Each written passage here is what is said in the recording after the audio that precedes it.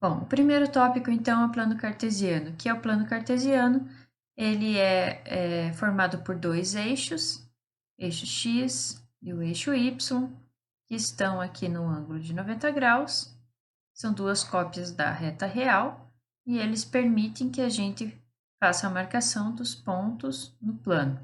A cada ponto marcado, nós associamos coordenadas. Então, por exemplo, se eu chamo ele de A maiúsculo, então nesse exemplo, ele é o ponto com abscissa 4 e com ordenada 3, ok?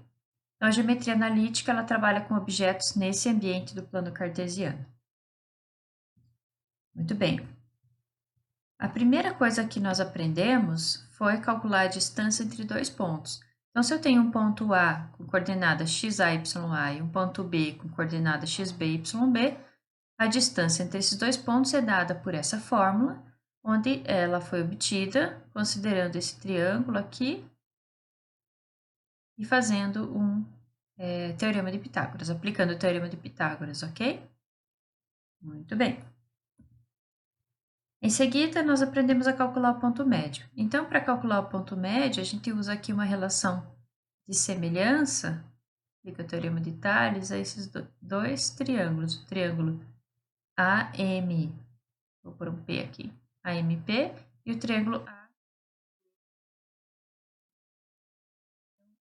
Fazendo a razão de semelhança entre esses dois triângulos, nós obtemos essa fórmula para o x do ponto médio e para o y do ponto médio, que nada mais é do que a média das respectivas abscissas e ordenadas.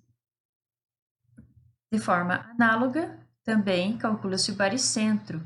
Então, o baricentro, que é o centro de massa do triângulo, também é o encontro das medianas, né? Então, se eu pego aquele ponto médio aqui e faço a mediana, ela vai passar aqui pelo ponto G.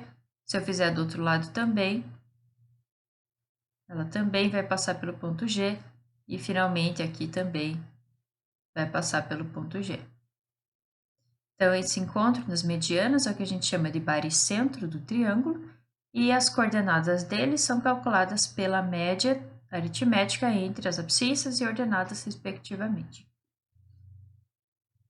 Também, né, a demonstração utiliza o fato de que esse tamanho aqui, se ele é 1, esse aqui é 2. Então, o baricentro divide a mediana na razão 1/2. Bom, passamos agora à questão da área de um triângulo. Então, nós demonstramos que a área de um triângulo, que é base vezes altura sobre 2, depois de muitas contas, a gente chega nessa fórmula que tem esse determinante aqui. Então, isso aqui é um determinante onde vem os vértices do triângulo e completa-se com 1, ok? Então, para calcular a área de qualquer triângulo, basta fazer essa continha aqui. Associado a isso, a gente tem a condição de alinhamento de 3 pontos, que nada mais é do que eu pegar esse ponto C e puxar ele para cá. Então, essa seria uma situação, né, se o C estivesse aqui sobre a reta determinada por A e B. Então, nessa situação, é como se a gente tivesse um triângulo de área zero. Então, justamente, quando a gente calcula esse determinante aqui e ele dá zero, esse meio é relevante no caso, né? Porque 0 vezes meio também é zero. Então, se a gente calcula esse determinante e dá zero, significa que nós temos um triângulo de área zero, ou seja, que nós temos os 3 pontos alinhados, ok? Então, o determinante serve para calcular a área do triângulo e para dar a condição de alinhamento dos pontos. Se der diferente de zero, é porque não estão alinhados. E automaticamente você obtém o dobro da área, né, se você calcula esse determinante aqui, 6,5. Ok?